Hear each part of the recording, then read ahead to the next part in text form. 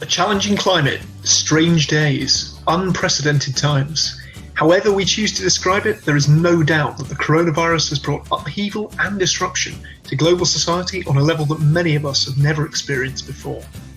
While there's much talk of the pandemic being a great leveller due to its holistic impact on day-to-day life, the truth is far more complex, with individuals, businesses and organisations feeling the effects of the coronavirus in a variety of different ways. The new normal aims to give these people an opportunity to tell their stories, assess the potential impacts of the pandemic on their lives and careers, as well as exploring the challenges and opportunities that have arisen from this era-defining situation. Each week, myself, Chris Webb and Helen Armitage from the Careers and Employability Service at Sheffield Hallam University will be joined by a different guest from the world of industry, educational careers, with opportunities for listeners to put their questions forward in advance of the podcast.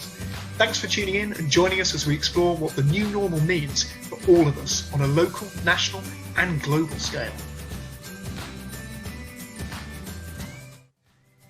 A very good afternoon and welcome to a special feature episode of The New Normal, which we're doing in partnership with Sheffield Hallam University. I'm joined as always by my co-host Helen Armitage. Helen, how are you doing today? Very well today, thank you. Very well. How are you, Chris? Yeah, certainly can't complain. Mental Health Awareness Week, and today I'm probably about a 6, so on kind of average form, but not too bad. So I'm sure we'll cover a little bit later on as well. Yeah. So we're joined today by some very special guests. So starting off with the Sheffield Hallam University Vice-Chancellor, Chris Husbands. Chris, how are you doing today? Hello, Chris. Hello, Helen. I'm very well. I think probably about a 7.5. It's a really interesting approach that I've got a very good mate who scores himself every hour. And sometimes he'll send me a text saying, I need to talk to you. It's a 3. Wow. That's really good. I know that Rob Stevenson, the mental health campaigner who sort of runs Form Score, is kind of very big on people doing that regularly. So I think that's really interesting to hear. And as well as Chris, we're also joined today by 4 of our final year students at Sheffield Hallam University from the class of 2020. So I'll go around and give you guys a chance to introduce yourselves. So if we could maybe start with Fiona. Hi, I'm Fiona. I'm a final year MEng mechanical engineering student at Sheffield Hallam University. I have a keen interest in all aspects of engineering and business, particularly around supply chain and logistics. Brilliant. Thank you, Fiona. Welcome. Sartak, if we can move on to you. Hi, my name is Sartak and I'm a final year student of BSc Honours Sport Business Management in Sheffield Hallam. My key interest lies around academia and research, and I'm excited to progress on to a PhD program, continuing on with Sheffield Hallam University for another 3 years. And by this time, I realized that I have very much become a part of Sheffield Hallam. Fantastic. And congratulations again, Sartak, on the PhD acceptance. Great news. Polly, can we move on to you? Hi, I'm Polly. I'm a final year product and furniture design student at Sheffield Hallam. I'm in the last few weeks of my major final project, and then I'm going to look for any opportunity within the industry. Brilliant. Welcome, Polly. And finally, last but not least, Joshua. Hi there. My name is Josh, and I'm a final year business and ICT student. And I'm kind of, I guess, a key interest would be university life, and I'm quite eager to pursue a role in universities as well. And that's kind of where I envision my future to go. Fantastic. Thank you very much. So welcome to all our guests today. Before we kick things off, as always on the New Normal, we like to start with our gloom busters for the week, our good news stories. So Helen, if you wouldn't mind kicking us off, any good news stories for the week? Yeah, I think for me, it's got to be Barack Obama's class of 2020 graduation speech. I don't know if people have seen this already. It's about a 7-minute video. And for me, he's just a guiding light at the moment in what seems to be a bit of a turbulent time over in America. But yeah, he comes across really well. He's confident. He's just a born leader, and he really gives a very personable speech to the class of 2020, regardless whether you're in America or anywhere else around the world. So I think that is just, yeah, it's really inspiring, really motivating to hear. Yeah, I don't know whether anybody else saw it, but really it's fantastic. Well worth going on YouTube on the Obama Foundation and having a look. So do any of our guests today have some particular good news stories? I think, Joshua, you mentioned you had one that you wanted to share as well. Yeah, I guess my good news story is that I sat my last final exam yesterday, so this was very exciting. And although this is quite a great feeling, it kind of comes with a big sense of relief, and I don't need to stress about my studies anymore, and it kind of relaxes me in my day to day. Fantastic. So real sort of end of an era stuff. Sartak, I know you've mentioned obviously about the PhD recently, but I think you've got a kind of related good news story as well. Yeah, I guess we spoke about it in the last podcast as well when I was here, that we're planning to host an online conference for early career researchers and PhD students across the world, and that happened obviously on the 12th of May, and that went incredibly well. 20 people from across the world, and we had Peter Drury, who is an eminent football broadcaster from UK, to kick us off, and the first hour was like so energetic that it set up the bloods flowing for the rest of the day, and we never knew when the 7 hours passed, and we kind of now miss it that it has happened, and we can't like host conferences every day. It's always a sign of a great event, isn't it? It just keeps you wanting more even after it's finished. Yeah, brilliant. Really, really good to hear. Fiona, how about you? Any good news stories for the week? Well, it's my grandma. She turned 97 on Monday, so I managed to WhatsApp her because she's in a care home, so that was really good. And it's my birthday as well this week, so that's my good news story. Fantastic. So yeah, week of celebrations in the family, brilliant. And Polly, how about yourself? Any good news stories you'd like to share with us as well? Yeah, so the Virtual Design Festival is currently going on until the end of June, and it's the world's first online design festival, and it's opening up that content to people all over the world that couldn't usually access it. So that's really good, and it's worth checking out.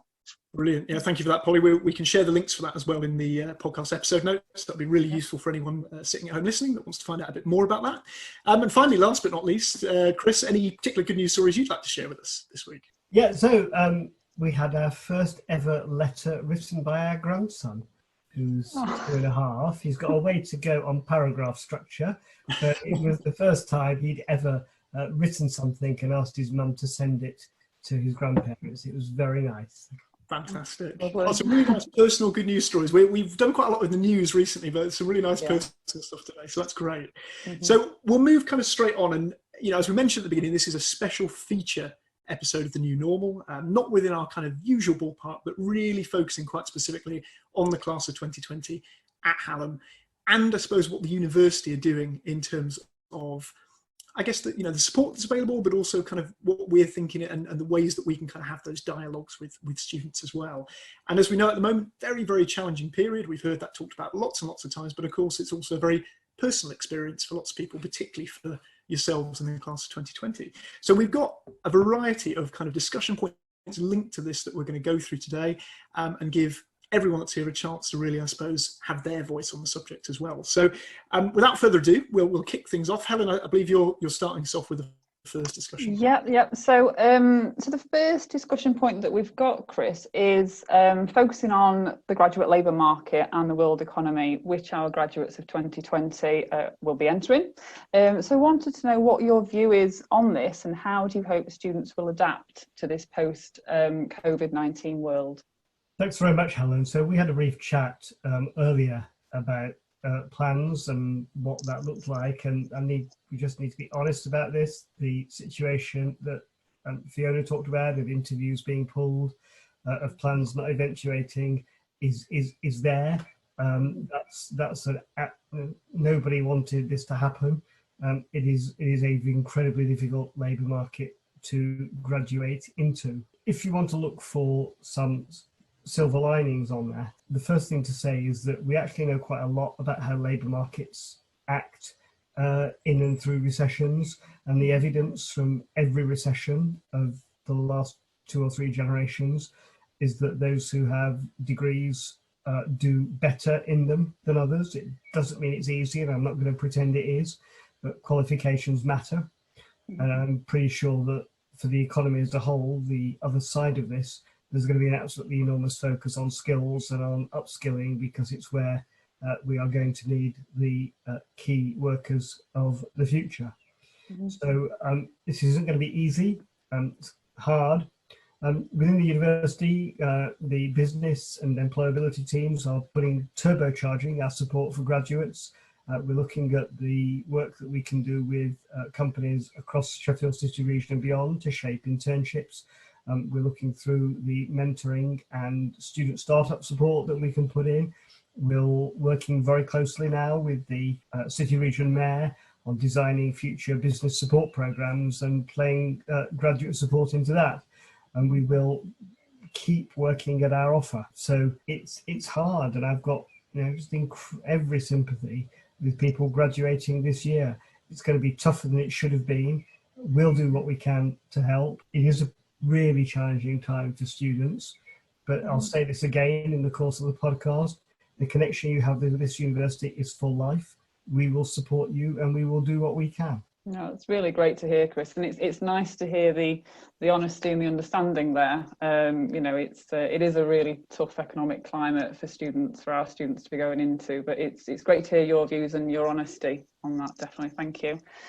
Polly, I believe you had a follow-up question to that one. Yeah, it's interesting to think about the fact that this year's graduates will be a different type of graduate. For example, we've all had to find new ways of being productive. Art and design students specifically, as well as I'm sure loads of other courses, have had to find ways of being productive and creative within their bedrooms when they're used to lively, collaborative studios. So I just wanted to know what you thought about how we'll be different from other years and, the positives and negatives that might come with that. That's a really good question, Polly, and it's making me think hard about this. I mean, again, I'm going to be honest, it's sometimes quite hard to see the positives. But like the rest of you, I've spent virtually every day from dawn till dusk in the room that you can see if you're watching the video screen, and I'm getting a bit fed up of being in here. I do get out every day onto my bike just for half an hour to try to get some exercise, but there's an awful lot to do. So that's tough. Absolutely get that. And you're a product design student. Shows are not happening. You've talked about the online show, but it is different. So 2 or 3 things. If we're looking for positives, the first is that when you're forced onto your own resources, you find out what those resources are. And if you said to me 10 weeks ago, you've got 48 hours to pivot a community of 37,000 people from face-to-face to online, I'd have said, don't be ridiculous. You find ways of doing it. It's not easy, and you make decisions. You make some good decisions, you make some bad decisions, and you work through it. So you do find resources within yourself. It is absolutely the case that every single student this year who's had to prepare for online assessment or online submission of portfolios has probably developed IT skills to a higher degree than the 2019 graduates did. And that should give you skills that are helpful.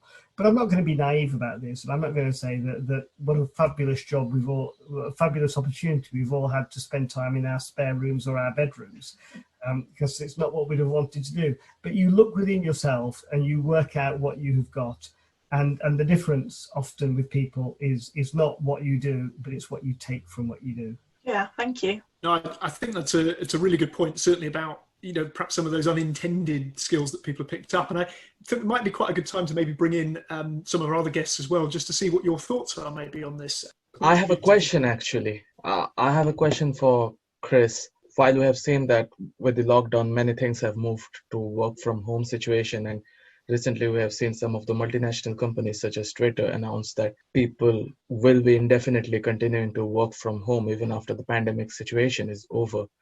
And do you think that the digital economy is finally taking over and working from home will be a thing going down in the future?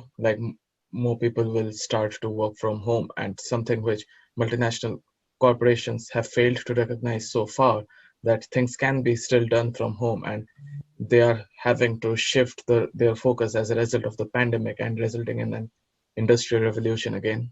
No, that's a very good point. And what tends to happen in these moments of crisis is that change gets accelerated, and I'm sure that's what's going to happen. And I'm slightly embarrassed about this because I'm one of those people. I enjoyed going to work. There's all sorts of things about it that I enjoyed. I enjoyed cycling to work. I enjoyed the opportunity at the end of each day to cycle home from work and clear my head a bit. I liked being with the people I worked with, and it engaged me a lot. And this has been really hard for me. And I've learned things that I didn't think I could do over this screen. And I was talking the other week to Fujitsu, pivoted 15,000 people to work online. And they're pretty clear that there have been gains. And one of the things that we used to talk about in the past was about work-life balance. And some of the conversations I've had have shifted that to talk about work-life integration, that actually balance is sometimes the wrong way. It suggests two ends of a seesaw, whereas actually you might want to think about it in different ways. People are taking breaks in the middle of the day. People are working in different times. And I think a much greater willingness to work flexibly. Really important that people don't get exploited in that. We need to build that in. And we probably do need to remember that in the long term, education is a face-to-face experience. There is a place for online education, but around the world, it is a face-to-face experience. So we've got a lot of learning to do, but I do think that this organisation and almost every other organisation is going to be fundamentally different as a result, and that will play out in some interesting ways. I mean, interesting talking, Fiona, about your interest in logistics and supply chains. I mean, I think we're learning some really interesting things about supply chains in this time, and we're not going to lose that learning.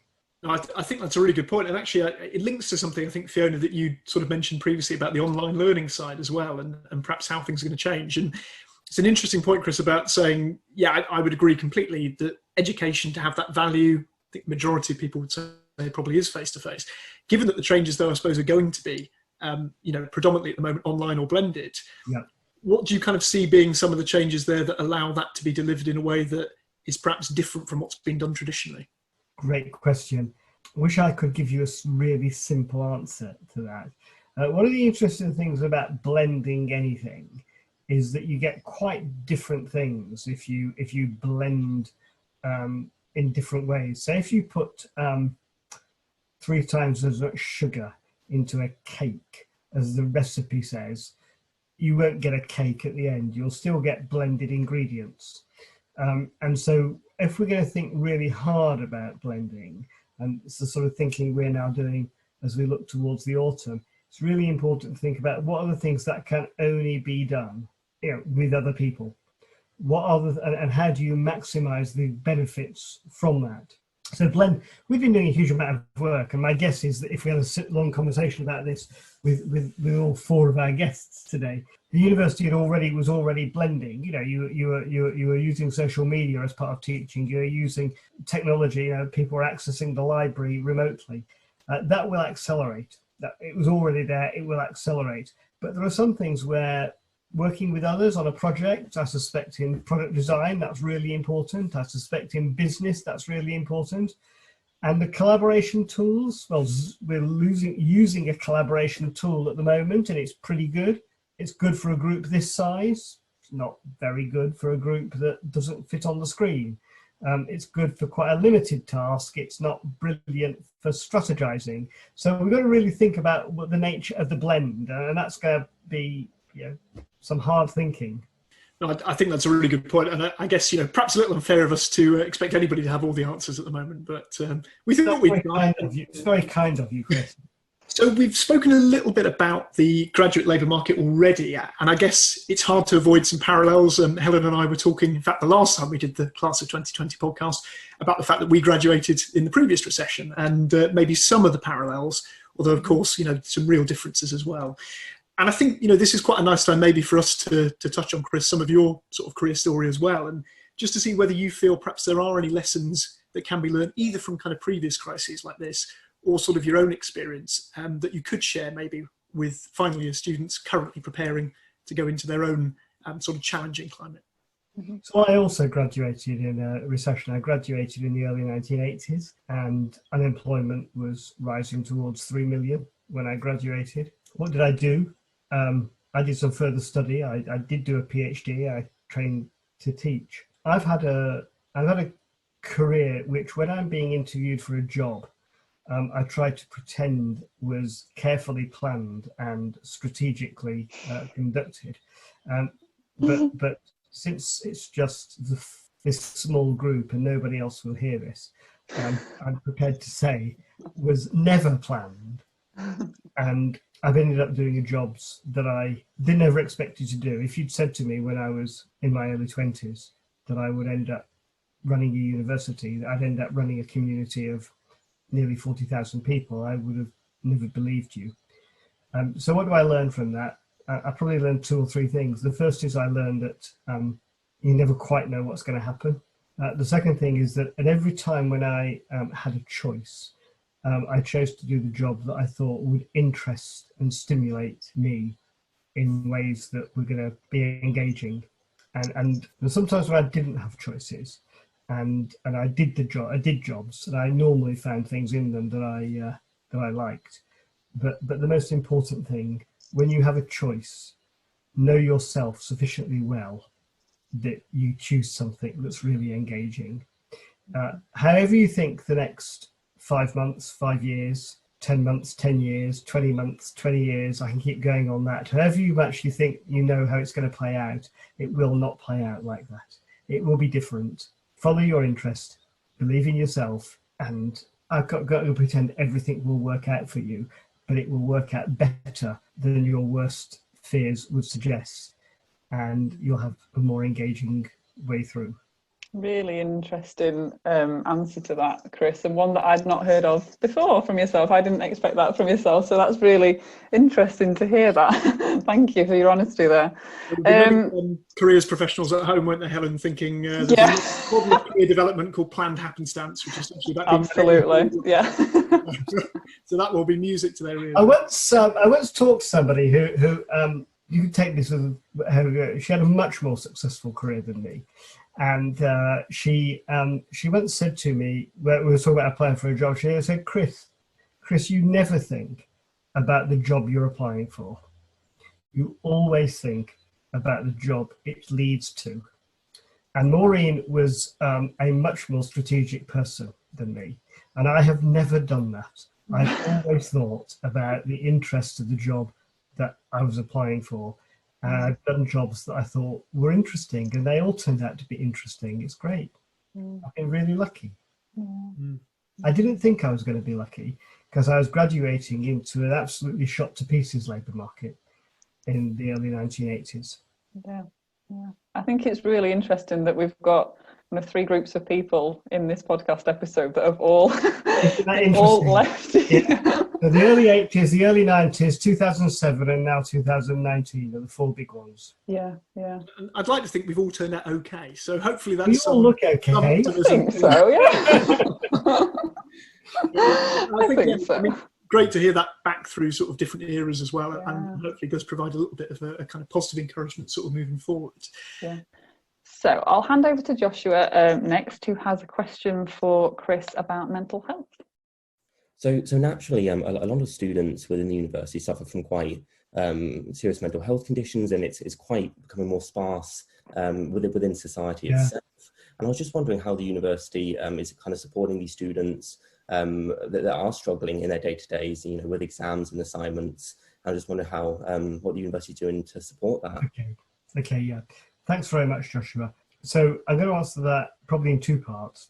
I want to say something very specifically around the last 8 to 10 weeks, but I want to give you a more general answer first, if I can.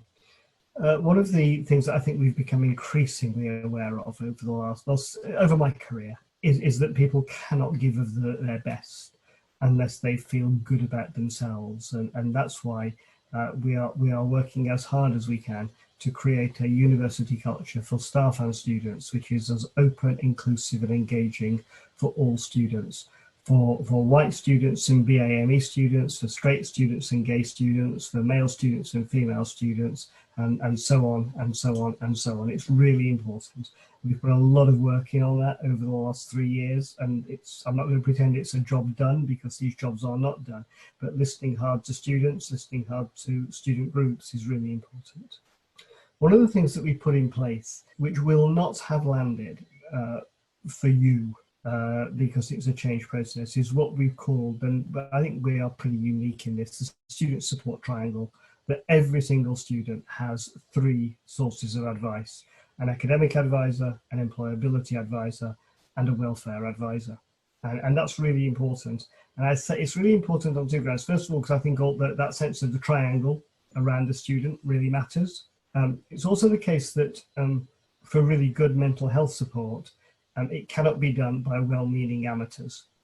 We often think it can be done by well-meaning amateurs, and that's where you get lots of mistakes made. So we've got a lot of work in on that, and I'm really proud of the structure that we have built. I think it's pretty robust. At the point when we, so we have a range of specialist and generalist services that we want students to support, and the feedback that we get from student surveys is extremely positive. It's feedback I take incredibly seriously. The point of transition from where we were at face-to-face delivery to remote delivery, there was a weekend when the person who's head of my office was herself off ill, and I said that I would respond myself to all the students who emailed in about their concerns about transition, and I learnt a huge amount. It was really important, and there were certainly some extremely worried students, and we've tried over the course of the last 10 weeks to respond to the sources of that concern. There were people who were worried that they didn't have places to work. There were people who were worried they didn't have resources to work. They didn't have the materials. We did have some decisions to make about assessment, and I think that we have put in place a set of arrangements which requires departmental assessment boards to look at every single student's mark trajectory. It's slightly different from some of our neighbours who've gone for looking at average mark. I think ours is more sensitive. It's been a more difficult thing to explain. I think we've done it sensibly, and I've been through it loads of times. And I'm sure that you may have been in conversation or engagement with students who've got concerns about it.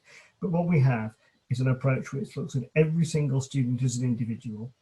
We'll treat them as an individual, and we'll make sure that none of them suffer detriment from the transition from face-to-face to remote. And I'm really proud of that. And I sometimes myself get slightly irritated when what we've done is misrepresented, but I think what we've done has been pretty solid. Brilliant. Thank you, Chris. That's really great. And I was really interested to hear the personal touch there that you took to answering those student comments. That's not something that it gets widely known, really. And as a student, if I knew the Vice-Chancellor was answering a query that I had, I thought, wow, that's really great. Well, I've always been absolutely sure that the university is made up of the people in it. It's not made up of the buildings. It's not made up of the courses. It's not made up of the books. It's not made up of the IT. It's made up of the people in it. And I'm absolutely passionate about supporting people, giving people outstanding trajectories. It really matters. It's why I'm here.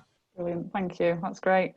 Okay, our next discussion topic is focusing about postgraduate study. So I'm going to hand over to Sarthak, who's going to ask that question. So hello, Chris.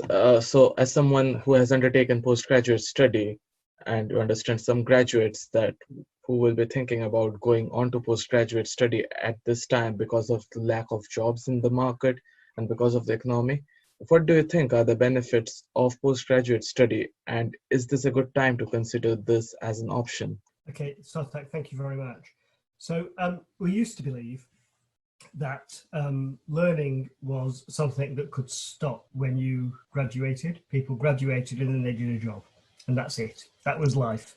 And that was the life that most of our parents experienced. It turns out to be a completely wrong notion. We live in a very rapidly changing economy. We live in a very rapidly changing society, and skills need refreshing.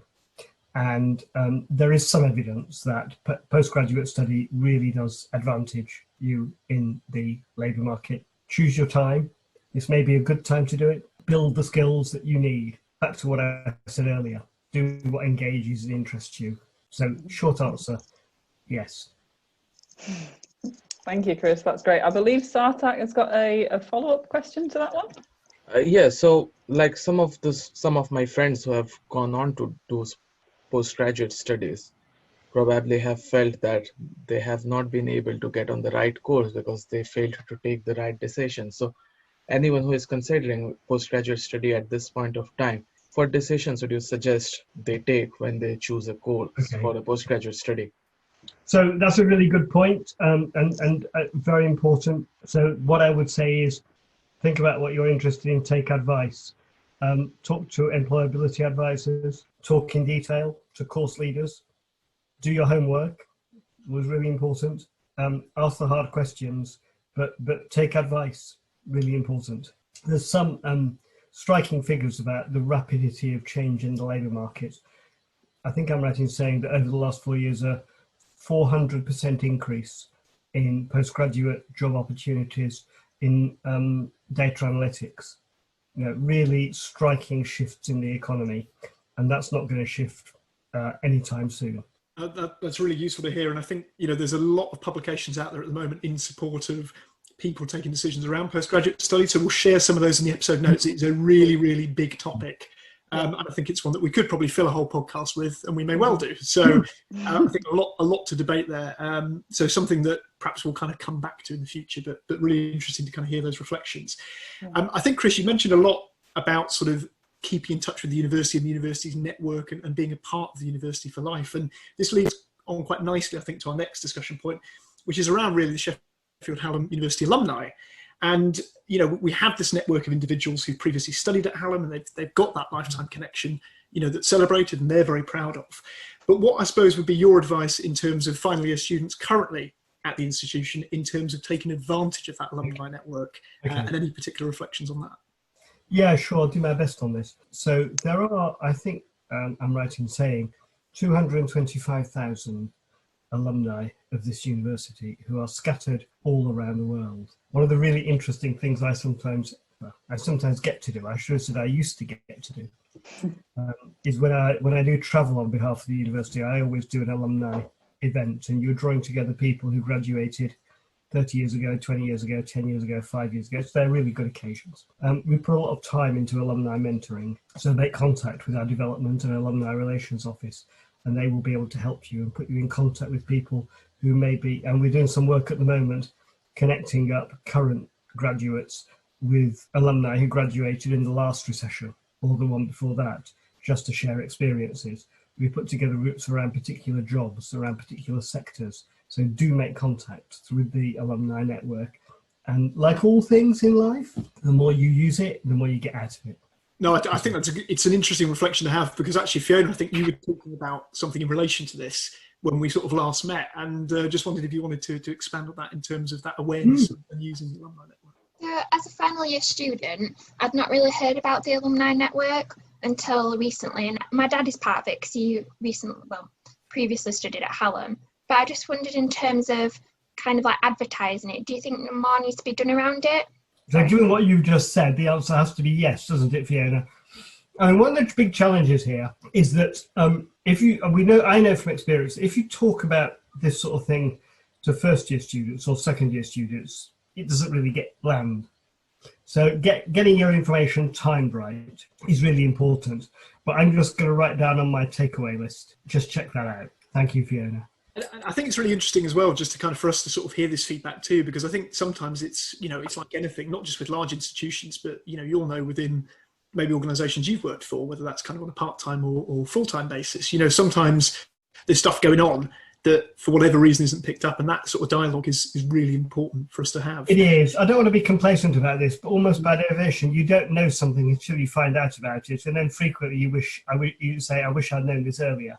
So that's not a defensiveness. I take the point, Fiona, and I'm going to follow that up after this call. So there's quite a bit of interest at the moment, either way you kind of look at it really. Lots of students may be considering starting a business during the current climate, or thinking that an unease and kind of an uncertain economic climate isn't the best time to start a business. Yeah. So I think, Sarthak, you've got a follow-up question about that and enterprise in general.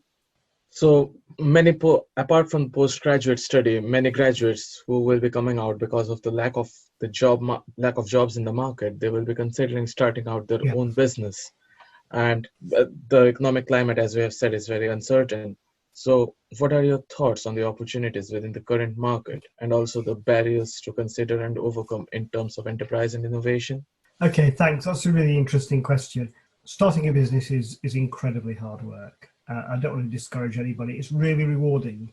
And we've got some really interesting examples from across the university of startups that have happened over the last 2-3 years. We've invested in the iLab, which is our major focus for student enterprise and growth. We would encourage you, students, to engage with that. We can give lots of support. We can give support on all of the really important stuff that can make the difference between success and failure, around marketing advice, around finance advice, around legals, and we will do our best to support. So is there ever a good time to start a business? Is there ever a bad time to start a business? The answer to those questions is equally the same, I suppose. But use the support, because we can support and we will support. I think that's really important to remember. We have an episode coming up on the podcast with the Sheffield Hallam Enterprise team actually in a couple of weeks, and there's a lot going on at the moment with their particularly Hallam graduate staff. And they're great. They are great. So I know they're going to be really keen to kind of communicate all of that for those who are interested. So I mean, we've kind of reached the end, I suppose, of those sort of discussion points we had right at the beginning, but I think there's always kind of extra questions or extra things that come out of these type of conversations. So we'd like to use the final sort of part of this podcast really to open up to any questions that our guests have got for Chris today. And I think from that starting point, I guess if we go directly to Polly, and I know that you had a question about some other stuff related to kind of final year and those next steps. Yeah, it was just a question about graduation. I think our minds are all going towards that at the moment, just because we're coming to the end. And that's been something we've been thinking about since we started, or even before we started. And I wondered what the university's plans are, if there are any yet. I appreciate that it's difficult and that we don't know where we're going to be in November, but I wanted to ask that question. Yeah, and I wish I could give you a straight answer, Polly. We've got a group working on it, looking at some options. You need to make some assumptions about this. We think it's pretty unlikely that we're going to be able to use City Hall in the way that we have used it in the past, where we essentially pack it out. We think that's going to be really very difficult, and that then plays into questions about, do we do a different sort of graduation? Do we postpone? And I genuinely can't give you an answer on that at the moment. We know we've got to work up some plans pretty quickly, but it's one of the areas that I'm sorry, is a bit unknown. And I think it's good to kind of hear that, that direct communication as well, because I think both Fiona and Polly, you mentioned it's, again, not necessarily due to any one particular thing, but sometimes it's that making sure people get the message, or sometimes how that message is picked up. And I think, and Fiona, you actually had something in relation to that. Just that sort of messaging, I suppose, kind of how students are feeling, that I think you wanted to share as well, if that's okay. Yeah, just had a question really kind of about the no detriment approach that Hallam are taking.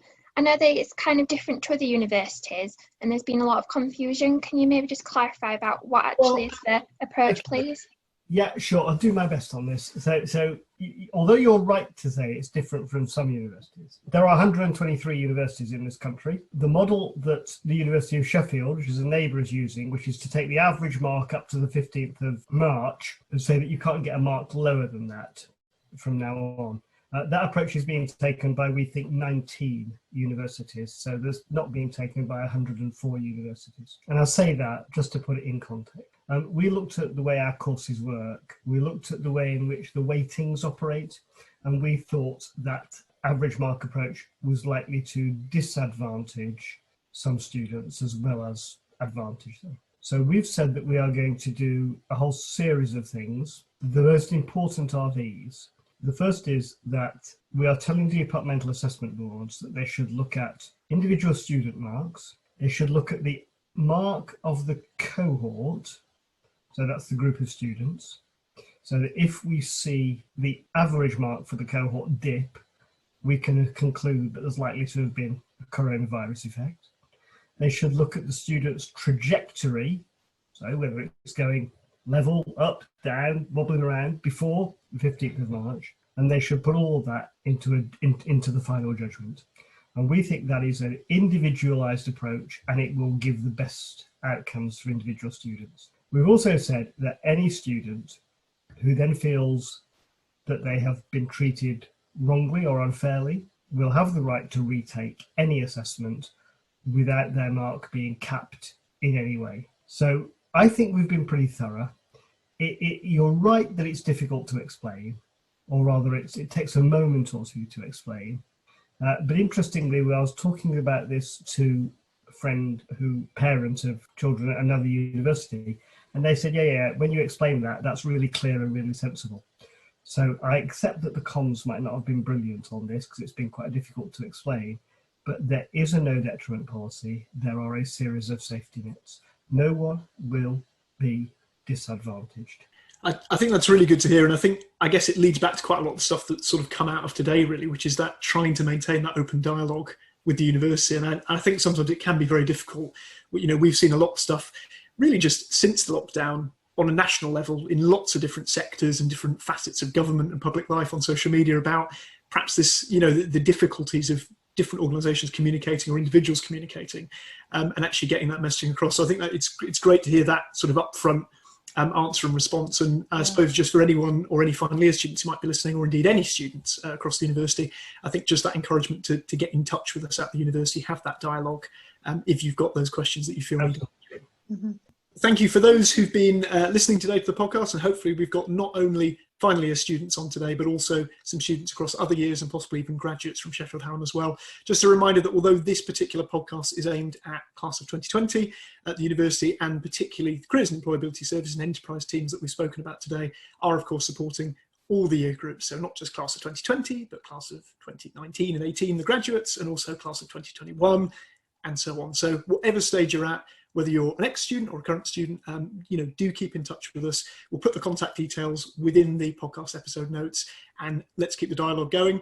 But once again, just a massive thank you to Chris for coming on today and answering the questions. And of course, a huge thank you to our 4 final year students for again giving up your time to be with us. Fiona and Sartak, you must be getting sick of us by now. So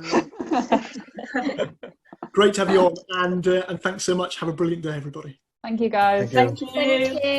Thank you. If you've been interested in anything that we've talked about on today's podcast, do get in touch with us via the comment threads on the podcast link, wherever you're listening. We'll be tuning in again next week with a guest soon to be announced. And each week when we announce the guest, we'll be giving you a chance to put questions to the special guest in advance of the podcast. Thanks for tuning in and listening to us here on The New Norm.